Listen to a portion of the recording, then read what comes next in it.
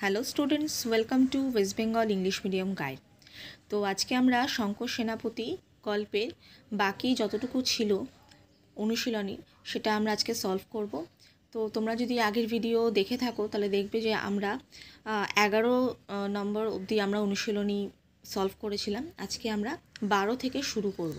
তো শুরু করার আগে বলতে চাই, ভিডিওটা লাইক করতে ভুলো না, তার সাথে চ্যানেলটা সাবস্ক্রাইব করো, বেল আইকনটা প্রেস করো, যাতে প্রত্যেকটা ভিডিও নোটিফিকেশন তোমরা যথাসময় পেয়ে যাও। কোনো ভিডিও মিস হয়ে গিয়ে থাকলে ডেসক্রিপশন বক্স অথবা প্লেলিস্টে ক্লাস ওয়াইজ সাবজেক্ট ওয়াইজ সমস্ত ভিডিও লিঙ্ক দেওয়া আছে, চেক আউট করে নিও। তাহলে চলো স্টার্ট করি শঙ্কর সেনাপতির বাকি অংশ।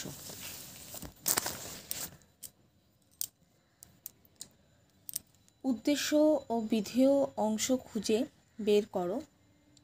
আকন্দবাড়ি স্কুলের ক্লাস 5-এ বিভীষণ দাস এমু পাখির কথা বলেছিলেন। তো উদ্দেশ্য হলো আকন্দবাড়ি স্কুলের ক্লাস 5-এর বিভীষণ দাস আর বিধেয় এমু পাখির কথা বলেছিলেন।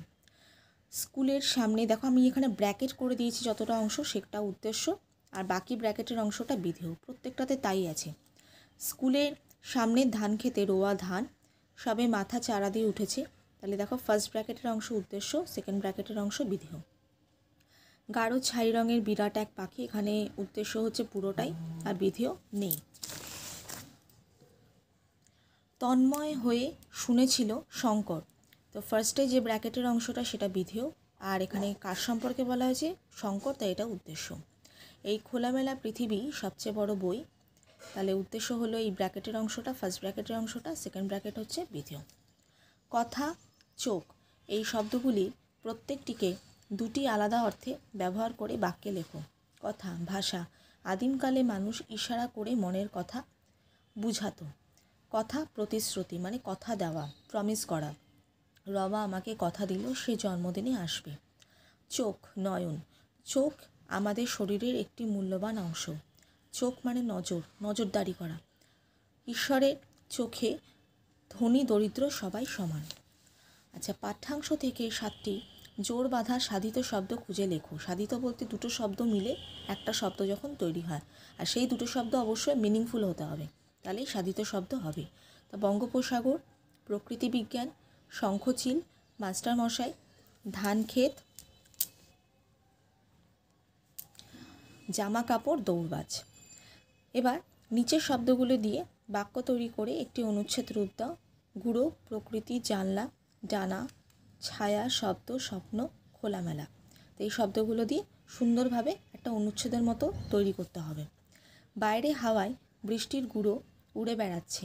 জানলা দিয়ে এক মনে তাকিয়ে দেখছে ঝিমলি। প্রকৃতি যেন রোজ নতুন নতুন সাজে এসে হাজির হয়। গাছে বসা সবুজ টিয়ার ডানায় মুক্তোর মতো বিন্দু বিন্দু জল। এই অবধি কিন্তু স্কুলেই বইতেই দেওয়া আছে, এখান থেকে আমি লিখেছি। বটগাছটার বিশাল ছায়ায় আশ্রয় নিয়েছে পথিকরা। বাজ পড়ার শব্দে হঠাৎ ঝিমলি চমকে উঠল। সে যেন এক অজানা স্বপ্নে ভেসে গিয়েছিল, কারণ বৃষ্টির এই খোলামেলা প্রকৃতির আবহাওয়া তার খুব প্রিয়। এবার আসছি প্রশ্নোত্তর পর্বে। পাগলা বাতাসে তার ঢেউয়ের গুঁড়ো সবসময় উড়ে আসছে।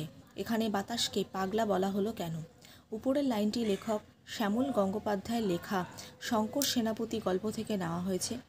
আকন্দবাড়ি স্কুলের থেকে প্রায় 5-7 মাইল দূরে বঙ্গোপসাগর, সেখানে উত্তাল বাতাসের স্রোত জলকণাকে উড়িয়ে নিয়ে যায় বহুদূরে।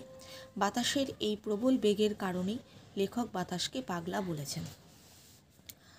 Next question, Bibhishan Das emu পাখির কথা বলেছিলেন। গল্পে বিভীষণ দাসের পরিচয় দাও। এমু পাখি ছাড়া গল্পে আর কোন পাখির প্রসঙ্গ এসেছে?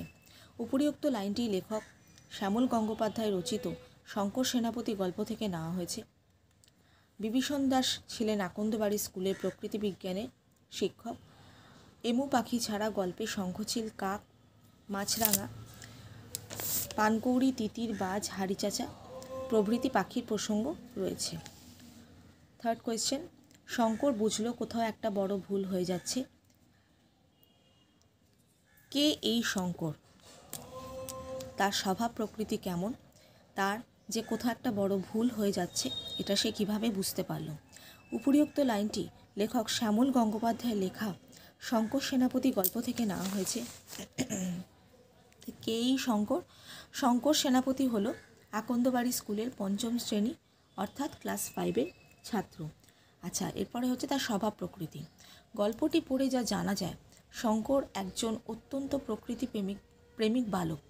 এই কারণে সে ক্লাসে পড়া চলাকালীন মাঝে মাঝেই আনমনা হয়ে স্বপ্নের জগতে ভেসে যায় বাতাসে পাখির মতো ডানা মেলে।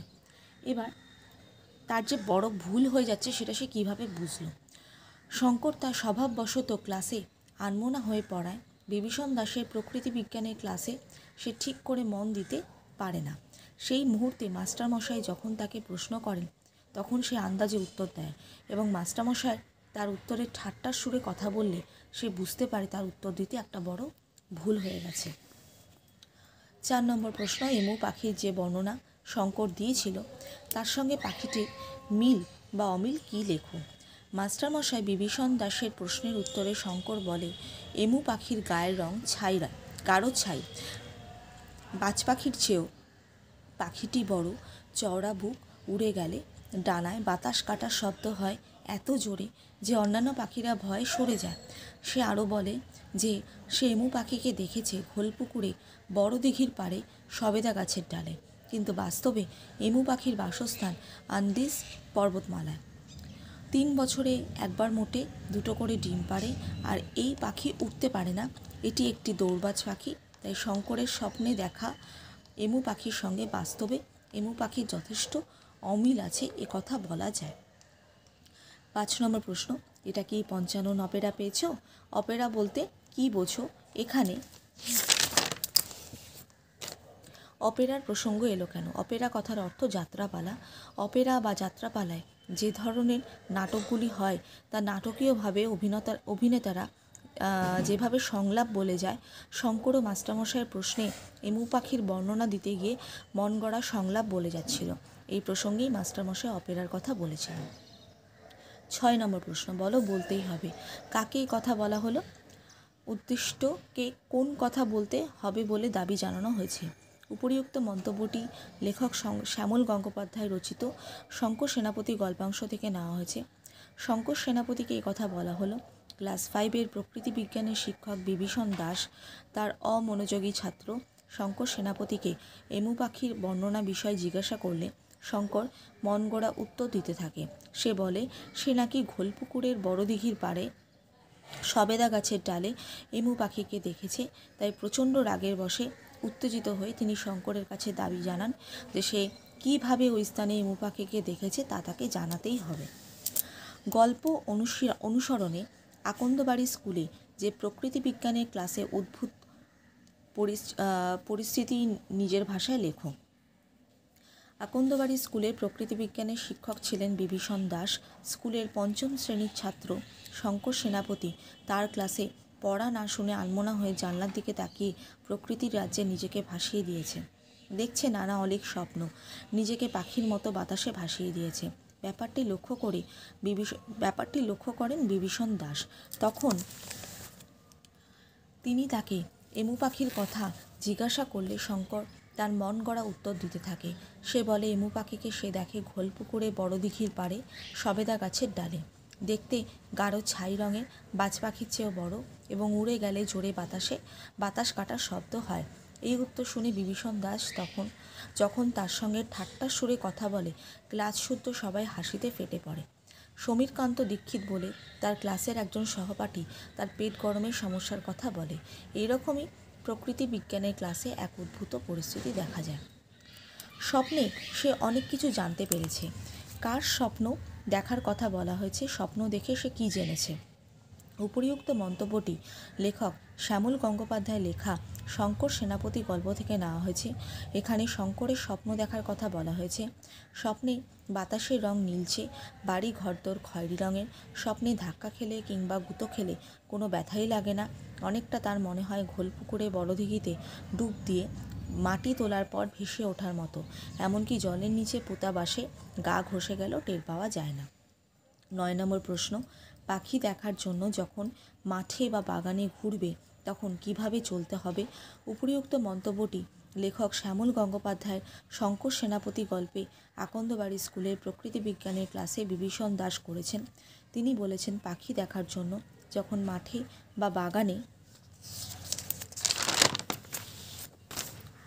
ঘুরবে তখন খুব পা টিপে টিপে সাবধানে চলতে হবে, যেন পায়ের শব্দ না হয়। শুকনো পাতা বা জলপাই রঙের জামা পরলে ভালো, সবচেয়ে ভালো হয় বেগুনি রঙের জামা পরলে, কারণ পাখিরা বেগুনি রঙ দেখতে পায় না। লাস্ট প্রশ্ন, তাদের কথা বলতে পারো? এই প্রশ্নের সূত্র ধরে বক্তা শ্রোতার কথোপকথনের অংশটুকু নিজের ভাষায় লেখো। উপরিউক্ত লাইনটি শ্যামল গঙ্গোপাধ্যায়ের লেখা শঙ্কর সেনাপতি গল্প থেকে নেওয়া হয়েছে। প্রশ্নটি মাস্টারমশাই বিভীষণ দাস তার ছাত্র শঙ্কর সেনাপতির উদ্দেশ্যে করেছিলেন। তিনি তাকে তার দেখা নানা ধরনের পাখির কথা জিজ্ঞাসা করেছিলেন। শঙ্কর নিজে এই প্রশ্নটি শুনে বেশ অবাক হয়েছিল।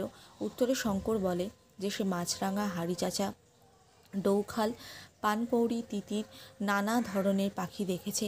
এ কথা শুনে মাস্টারমশাই তার বেশ প্রশংসা করেন, তাকে উপদেশ দেন সে যেন যত পারে পৃথিবীর পাখি, গাছপালা, মেঘ, আলো সব দেখে নেয়, কারণ এই পৃথিবী হলো সবচেয়ে বড় বই এবং তার পর্যবেক্ষণ করা হলো সবচেয়ে বড় পড়াশোনা। মাস্টারমশাইয়ের কথা শুনে শঙ্করের বুকটা গর্বে ফুলে ওঠে।